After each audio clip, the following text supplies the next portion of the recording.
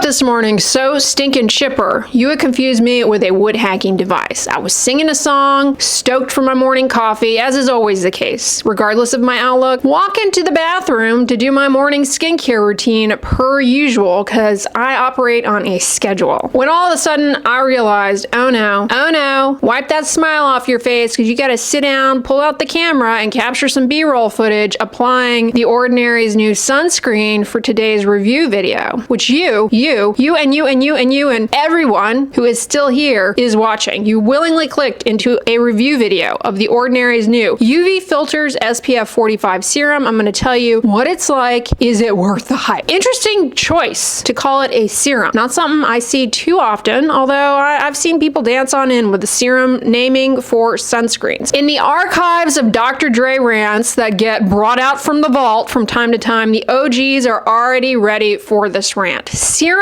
is a term that gets on my nerves. And if you're new here, you're like, wait a minute, you use all these serums and recommend all these serums. Yeah, I like serum. I like a lot of serums. I find them beneficial, wonderful. I just hate that the term is used for so many things. All I want is a little bit of standardization in terms of what gets called a serum and what does not. Because after testing out thousands of products over the years, I find that they will slap the word serum on something, ranging anywhere from the consistency of a full-on thick night cream all the way down to a liquid the consistency of water. Serums may be something that contains an active ingredient, a particular brightening ingredient. It might be something that's exfoliating. It might just be an extra hydrating, moisturizing, something. Now they're starting to apply it to sunscreen. And you might think, yeah, okay, that's a legitimate thing. I'll tell you why they put serum on things. Because serum generates clicks and views. If you just call it another sun cream, people are going to be like, oh, I already have one of those. But sun serum, all of a sudden, it takes on a new life. This product needs an IV pumping all of the life possible into it. The other thing, this is a minor detail, and people are already going to roll their eyes at this. But why The Ordinary? Why The Ordinary? Do you feel compelled to tell me that this comes in this teeny tiny little font? UV protective packaging. I would hope that the packaging protects the ingredients from degrading from ultraviolet radiation. I would hope for that from all skincare products. Seems like unnecessary attention grabbing. They could have just left that off. We're not stupid. We're not stupid. We know that this is an opaque white bottle. Why are you telling us what is blatantly obvious? It didn't need that. And you're like, okay, whatever. Clinical formulas with integrity, but you think I'm a moron and I can't tell that this is opaque. What type of sunscreen is this? It's a chemical sunscreen. Chemical sunscreen is what people call sunscreens that have organic UV active ingredients. We're not talking about Whole Foods produce. We're not talking organic like those expensive Fruit Loops knockoffs. Organic Fruit Loops, sit down. Organic as in carbon compounds. Carbon compounds and ring-like structures that absorb ultraviolet radiation and dissipate that harmful energy as heat. People will chime in and be like, yeah, that's why you need to choose a mineral sunscreen, because mineral sunscreens block ultraviolet radiation. They don't absorb it. Wrong.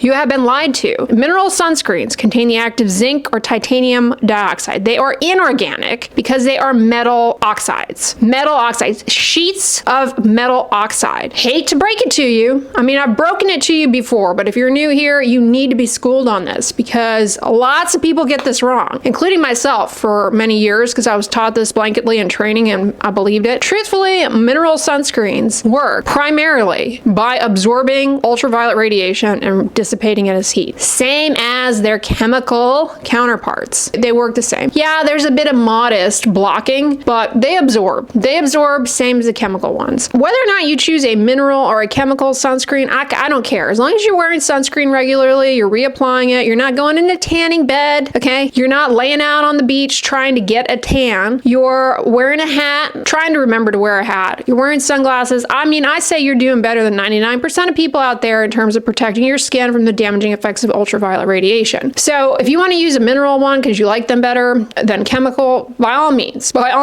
Great to have all sorts of options. There's also hybrid, but we're not going to get into that. Reasons people don't like chemical sunscreens personally is sometimes they feel a little oily. Also, they can burn and sting, especially around the eye area. Mineral sunscreens less likely to do that. The reason people don't like mineral sunscreens is that they leave a white cast and they're often very thick, very occlusive. Chemical sunscreens don't leave that cast and they're often and a lot more lightweight, hydrating. So I don't know how it is that The Ordinary managed to mess it up, because they took a chemical sunscreen and somehow made it just as uncomfortable to wear as the mineral counterparts, this UV Filters SPF 45 serum. Because this thing is so oil. I mean, as a matter of fact, many mineral sunscreens feel more comfortable than this. It's so oily. It's like, did I just put cleansing balm all over my face? When you put it on, there's no white cast, all right? No white cast. Great. We expect that. We expect that with a chemical sunscreen. But it feels heavy. Yeah, it comes out a thin liquid fluid, but it feels heavy. Like, it feels like I have a thin film of baby oil all over my face. And you look shiny, you look donutty. But I have to say, apparently a lot of people these days are wanting to look like a glazed donut. So I don't fault them for leaning into that. All right, you got to go where the trends are. And if people nowadays are wanting to look like a glazed donut, maybe that's what they were dipping on into with this. I just find it interesting because for years, people complain about sunscreens making them look greasy and shiny. Why does that sunscreen make your face look so shiny? I get this comment probably on the regular. And then they come out with this and all of a sudden everybody's like intrigued, wowed, and claiming it's the best thing ever. It's like, are we in the same room? Like,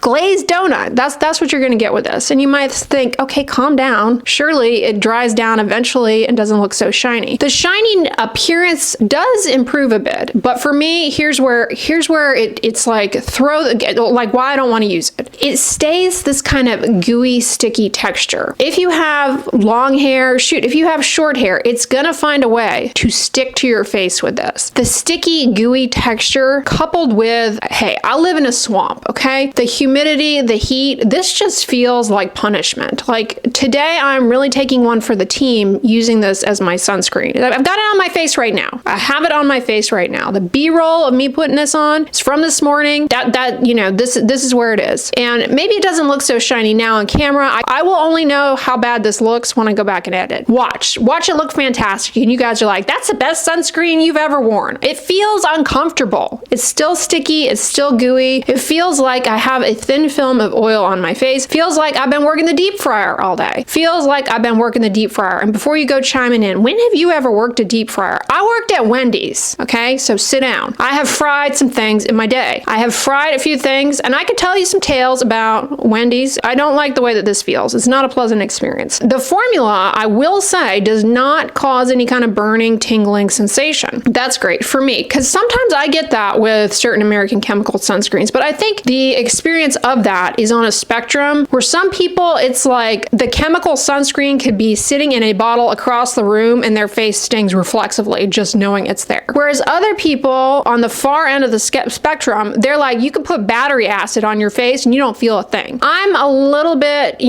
closer to that end of things. So just keep that in mind, especially around the eyes, because my eyes have toughened up. My eyes have toughened up. They've seen the coming of the glory of chemical sunscreens. And so I don't get burning and stinging because I don't know if it's that. I used to, but that has improved for me over the years. So I didn't get that, but that doesn't say a whole lot. You might get that burning, stinging sensation. While this remains uncomfortable to wear throughout the day, the feel of it on your face, for me at least, does not improve. I will give them credit. It does not pill. You're not getting sunscreen balls coming up off of your face. Makeup goes on over this quite well. And for me, makeup is just a little bit of concealer and that Lumi Glotion put in a few areas. I'm not doing a full face of foundation. It's not water resistant though, so if you're going to be participating in water-based anything, or you're going to be in sweaty conditions, working up a sweat, exercise, this would not really be the best choice. And it's interesting, coming back to the point about burning around the eyes, a lot of times what will get me with a chemical sunscreen and my eyes is not necessarily the application. Goes on, feels fine, whatever. But I really need to put chemical sunscreens to the aware test for you guys before assuming that it didn't burn or sting around the eyes, because I'll take it for the Houston road test, which is an exercise in how well it stays on. Because first of all, driving these streets will have the blood pressure up.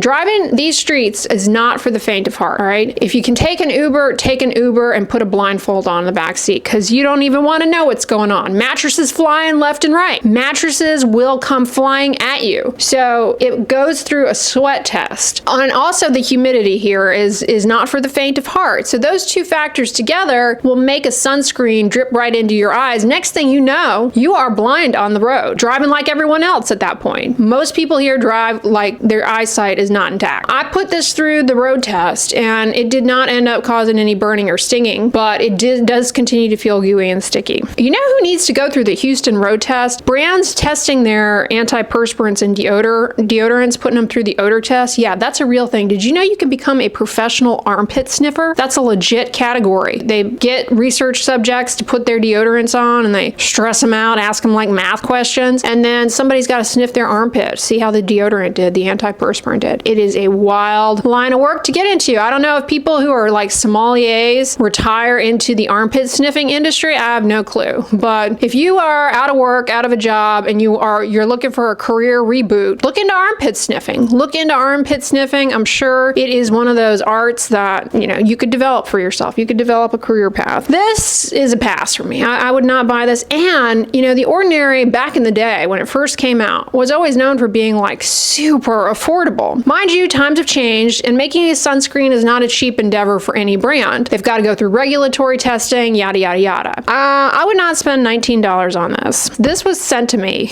but I would not buy it again. Let me know in the comments though, have you tried this? What did you think? Because a lot of times my experience is only one experience. Maybe it has become your holy grail. If so, defend yourself in the comments. Defend your case. I hope you all enjoyed this video. Now, if you want to know more about some of the other new Ordinary products, because they are pumping them out left and right. They're here to play these days. They're here to play. They want to stack their chips and collect. I know nothing about betting or sports or poker or any kind of billiards, but yeah, they're in there. They're in there with the green thing and the wheel spinning around and cameras all around, making sure you're not cheating. Yeah, that's what's going on here. So on the end slate, you're gonna have one of my more recent The Ordinary reviews of whatever one of their latest products that I've reviewed is. I can't even remember at this point. But if you guys enjoyed this one, give it a thumbs up, share it with your friends, and as always, don't forget, sunscreen and subscribe. I'll talk to you guys tomorrow. Bye.